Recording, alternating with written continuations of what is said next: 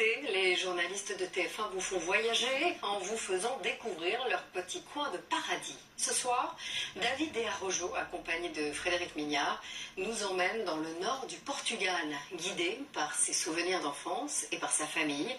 Un voyage hors des sentiers battus. Chaque été, c'est un rituel. Le souvenir d'une route que je connais par cœur. Sinueuse, interminable, elle relie la France au nord du Portugal. Une quinzaine d'heures serrées dans une voiture sans clim, le coffre qui déborde, et enfin, la frontière. Bem-vindo, bienvenue dans le Minho, la région de mes parents.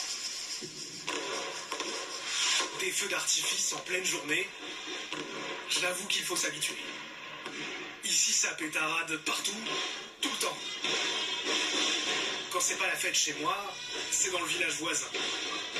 J'y retrouve ces tenues traditionnelles et ces danses qu'on appelle Uraishu. Moi, je fais ça depuis mes 14 ans. C'est toute ma vie.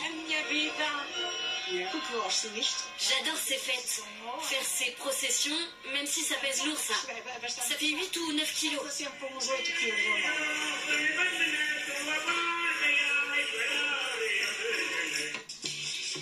En reprenant la route vers notre prochaine destination, impossible de passer à côté d'eux. Ces anciens qui refont le monde jouent toujours à la même table, du même café. C'est peut-être un cliché, mais chez moi, c'est vrai. Oh, nous, on vient ici tout le temps, tous les après-midi, à partir de 13h. Bon, David, tu dis pas ce que j'ai comme carte. Non, non, pas besoin, regarde, voilà. Je gagne et pendant l'interview. C'est pas beau, ça? Non mais tu vois comme je me suis fait avoir. Hier, j'ai misé 6 euros. J'en ai gagné 12. Bon bah aujourd'hui j'ai déjà perdu 16 balles. Ces mecs vont me ruiner. Comme les gens d'ici, ces terres ont du caractère, un peu brut. Ici, pas de grands hôtels, mais des grands espaces, et parfois des surprises. C'est écrit la maison la plus étrange du monde. Ce n'est pas une blague, ça fait même 3 générations qu'une famille vit à l'intérieur. Mes grands-parents ont vu ces 4 rochers et en 1973, ils ont décidé d'en faire leur petite maison de week-end. Et les fondations étaient déjà là. C'était la roche. Alors ils ont d'abord posé un toit par-dessus, ils ont relié les blocs pour en faire des murs, ils vivaient déjà dedans quand ils ont fait le sol. Bien sûr, c'est une vie rurale,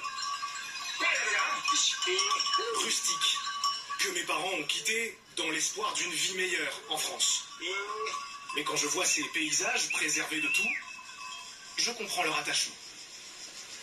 Près de chez nous, ces roches teintées de jaune par le quartz, qu'on appelle fischgesch, traduisez les failles d'Hermelo. Qui peut résister à ces cascades, à ces sentiers de randonnée parmi les plus sauvages du Portugal? Carla, Fernando et leur fils sont des habitués.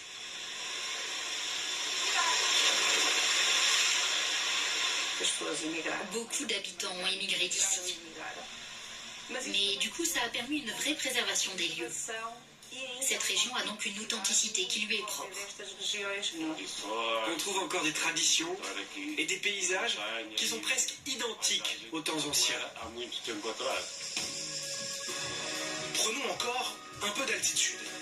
Direction cette montagne qui a bercé mon enfance.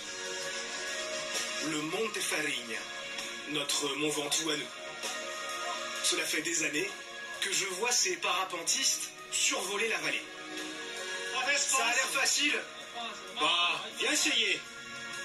Notre formateur s'appelle Elder. Et il a passé toute sa vie ici. D'abord, je te mets le casque. Ça va? C'est bon? Quand je te ferai signe, tu devras faire des petits pas, comme si tu courais vers le vide. Ok? Bon, au bout d'un moment, tu vas sentir que je te pousse vers l'avant, mais c'est normal. Je vais te dire ça avant tout.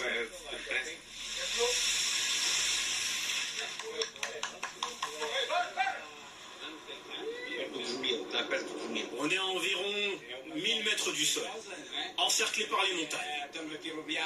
Voir cette chapelle, ce mirador, même après des milliers d'heures de vol, c'est toujours différent. Je m'en lasse jamais. Sous nos pieds, beaucoup de verre. Et au loin, des vignobles. Et pas n'importe lesquels. La fierté de la région, c'est le Vigno Verde, le vin vert. La famille de Francisco en produit depuis 1822. Certains pensent que le vin est de couleur verte. Je vous rassure, ce n'est pas le cas. Ce n'est pas un type de vin, c'est une appellation d'origine contrôlée, souvent du vin blanc. On dit qu'il est vert car on le boit jeune. C'est frais, fruité, parfois pétillant. On y retrouve les caractéristiques de notre région, qui elle-même est très verte. Vous me voyez venir? É claro, mano, mesmo claro. Gente, saúde, saúde.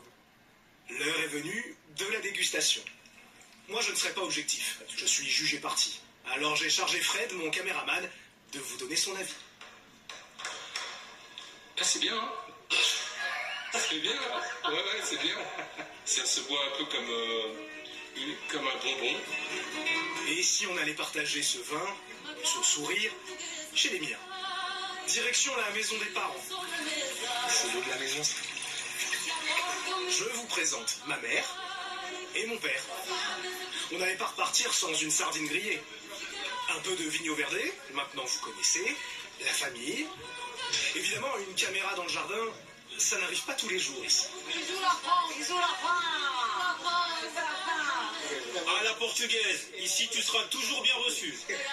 En été, c'est agréable, les arbres, voilà, un bel paysage comme ça, qu'est-ce qu'on veut de mieux? Bon, c'est pas le coin le plus connu du pays, j'en conviens. On n'a pas la mer, mais on a ce qui, je crois, est l'essentiel. Bienvenue dans le Portugal du Nord. Bienvenue chez moi.